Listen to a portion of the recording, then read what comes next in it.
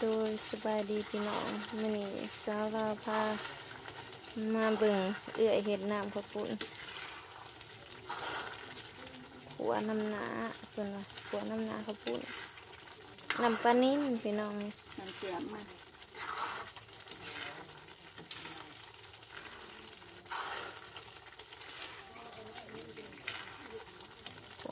เอียงสีขาวๆเนื้อปลานิ่นบ่ ใช่ นั่นแหละอยู่ในมันนั่นแหละ นี่ มาแล้วอยู่น้ำมันตัวขัวน่ะ เทียมนะ กระเทียมบ่เอาเจ้าบ่ได้ตำติ พวกตำเลยแอป บ่ มันอะไรมันเขาตา หอมได้พี่น้องกูน้ำข้าวปุ้นน้ำบากหลายๆหนึ่งเลยหมอโลเด็กที่เมนแจ็คลีดเด็กที่เมนแจ็คลีดหมอสังเกตหมอบ้าง่ายๆผู้ เพื่อพี่น้องอะไรอ่ะ เพื่อพี่น้องมาลายพี่น้องที่มากินข้าวปุ้นอื่นกินข้าวปุ้นกินซีกินขนมบุญผ้าป่าพี่น้องเนี่ยเตรียมของเนี่ย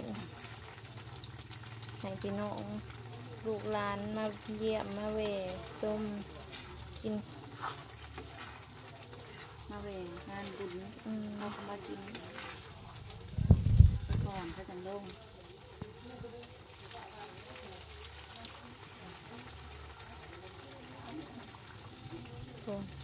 หอมพี่น้องเลยขวดน้ำหนามันก็หอมน้ำหนาได้เนาะเลย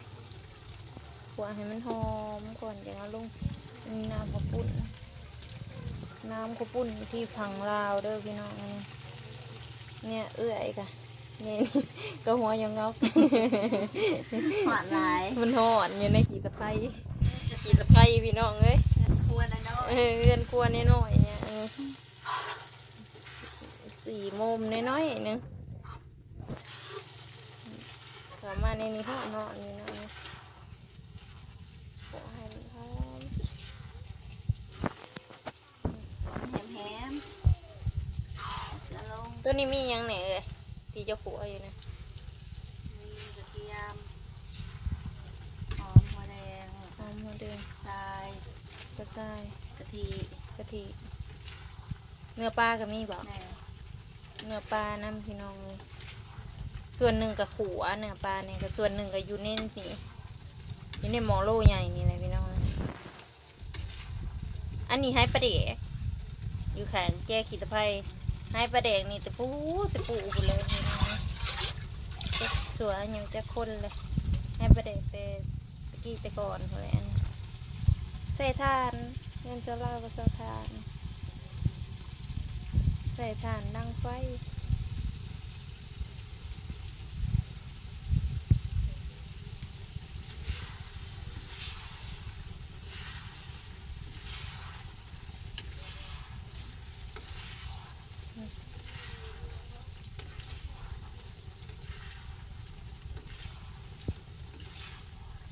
กำลังเริ่มหอมโอ้ยผู้ใดมาขึ้นมาน้ำนี่ ปังปอนมึงดูพี่น้องเลยเพิ่นก็ขึ้นมาส่องมึงอ่ะลงลูกลง ลงแม่ตัง ลง ลงแล้ว มาเบิ่งเม็ดแรกเห็นน้ำเขาปุ่นเนาะอันนี้คือลูกซีนพี่น้องเอ้ยลูกซีนที่เอาใส่น้ำเขาปุ่นเนี่ยผ่าเบื่อต้องได้ผ่าอีกพี่น้องเอ้ยนี่นะ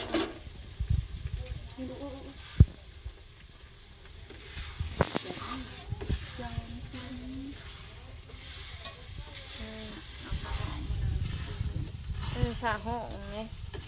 เมื่อนี้ก็พ้นโต๊ะพี่น้องเลยคิดว่าพ้นสิบโต๊ะพ้นโต๊ะ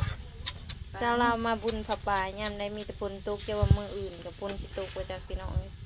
พี่กายนี่มากกับพ้นโต๊ะใส่บาทกับห่อนบุจักเล้วพี่กายเนี่ย ตัวยำเศร้า โต๊ะยำเศร้าใครแต่บนโต๊ะห้ามลำวงมาแรงมืออื่นนี่สิไปลำวงพี่น้องเลยไปลำวงมีลำวงการขงงานยำแรงกันอันนี้เห็ดกะเกียมเมียนเพราะว่ามืออื่นนี่เป็นมือบุญมือยังเขาท่านเมียนว่าเอาไป มือโฮม มือโฮมหัวบ้านบ่ ม มือโฮมหัวบ้านพี่น้องเลย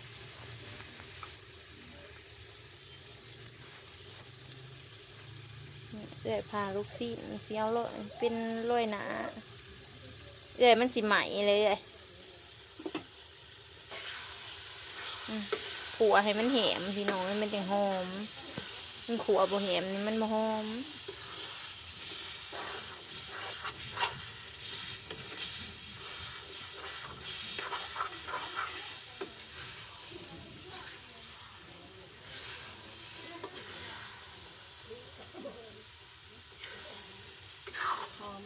ขิง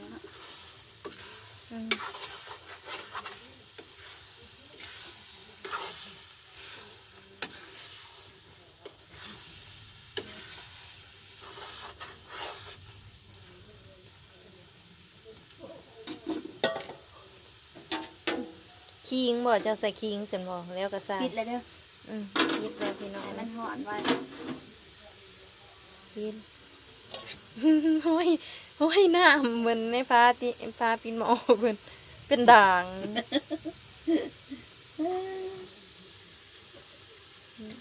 ค่ะลูกซีนปังปอนกับมะส้มอยู่พี่น้องเนี่ยแป๊บนึงกำลังสิได้ทีเลยกำลังแหมค่ะลูกซีนกัน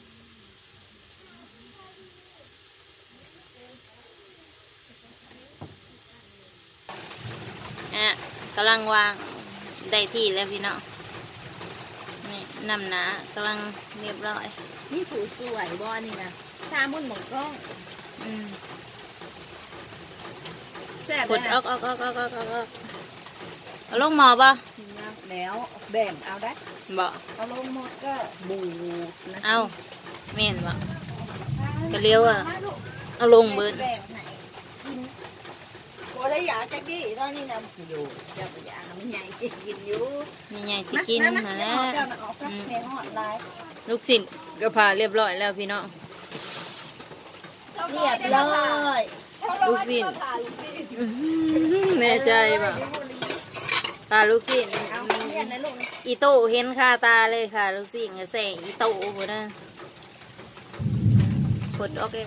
กำลังเด่นฝนกับสิตกเมื่ออื่นนี่ว่าสิลำวงจากสิหอดใจละพุ่นสิตกคำอยู่ใจเลยปีหนาสลองซิมนะบ่าวสลองซิมพี่น้องเอ้ย ใช่เลย อ้าวสิเนี่ยได้กะเอ็ดเปิ้ลเบิ่งลูกก็นางแบบปุ่น เอาเบิ้งเนี่ยกำลังได้ตีแล้วพี่น้อง เก็บตู้น้ำกับประทานในแต่กระป๋ามาแล้วนะทำเสา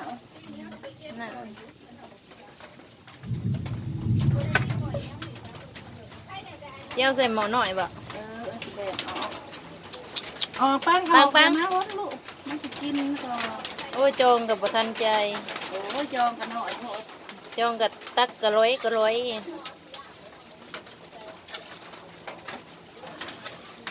จองประทานใจกับบอกยัง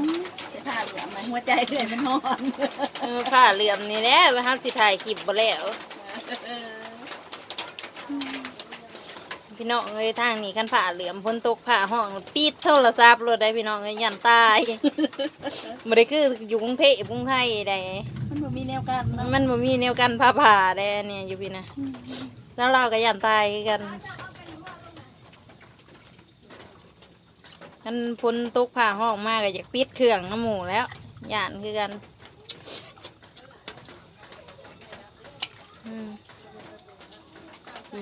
แยกใส่น้ำหนาพี่นะสีใส่ตัวน้อยบ่หรือว่าสีใส่แนวใด เอาตัวหน่อยไปกิน สีใส่ตัวน้อยก่อนมื้ออื่นเดี๋ยวจังสีใส่น้ำหนาตัวเนี้ย พี่น้องเลยยำสิกินตัวใดจังใส่ยำหันตัวมันสิบูดอะไรวะยันมันบูดยันมันเสีย อากาศร้อน ห่อนนั่นแหละตึงห่อนผ้ากับห้องพี่น้องเลยตอนเนี้ยหึ่งอยู่อึ่งก็สิออกว่าจักสิได้จับอึ่งก่อนบุญแหละเนาะตอกไปห้ามลำวงห้ามละตายเลยเนาะบริพอดลำวงแล้วพี่น้องเลย มื้ออื่นกันฝนตกห้องผ้าเหลี่ยมแบบนี้ไผสิลงไก่ นอนเฮือนไผ นอนเนือนไผเฮือนมันแล้ว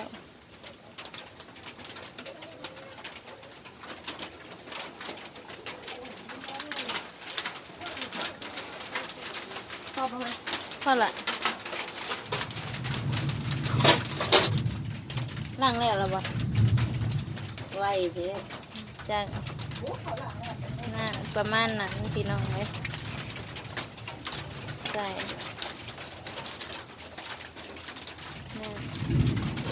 นี่สิออกน้ำประมาณนั้นนี่สิออกน้ำหนาสีแดงๆหน่อย บ่แดงกันไหนเห็ดบ่เผ็ด เห็ดบ่เผ็ดบ่เนี่ย สิเน็ตมัน สิเน้นมัน ตาเงินเอา ก็ละ พอแล้ว พี่น้องไปเบิ่งใกล้ๆมันสิหน้าตาประมาณนั้นพี่น้องเลย ก็เลยโพดให้มันโพด ก็ละพูดถ้าใส่น้ำหนาแล้วมันสิเป็นหน้าตาประมาณนั้น ให้มันหมด เด้อพี่น้องกำลังเช็ดอุ้ยกุ้งอายขึ้นมาห่อนแห้งเอามาพี่ลูกออกมาโตน่ะ ออก ออกมา เอาตักรับประทานได้เลยบ่ต้องยากไม่ได้ซ่อนนะ ไม่ได้โซ่นะบอกเอาคือแบบบอยเลยละ FC บ่าวบอยไม่ได้ซ่อนนะ โอ้ยความห่อนพี่น้องเลยนี่หน้าตาประมาณนี้พี่น้องเลย เบิ้งอับบวนให้ก่อนแซ่ ห่อน บ ห่อนห่อนน้ำกระปุ้นที่ฝั่งลาวเด้อพี่น้อง กินได้เลยไม่ได้ซ่อนนะ น้องจอยกินโซ่บึงดู โอ้ยบ่ได้ดอก แซม เร็ว มันฮ้อน ๆไหวกับซิม กินลูกชิ้นเอาเนาะ เด้นี่กูกินให้เบิ่งอ่ะ แซ่บเลย แซ่บเนี่ยพี่น้องสลาเขาเจียวคลิปเพียงเท่านี้เลยเด้อพี่น้องบ๊ายบายผ้าเหลือมฝนตกแห้งพี่น้องเอ้ยย่านสลากะย่านบ่แม่นหยังดอกย่านผ้าลงฝนตก มันบ่พอ ยังบ่พออีก เติม ฉะนั้นเติมน้ำเติมลูกสิ้นมันบ่แม่นเติมน้ำขอจบคลิปเพียงเท่านี้เด้อพี่น้องขอบใจทุกท่าน FC ทุกๆคนที่มาติดตาม เป็นไห้ได้เลย โอ้ยหนาว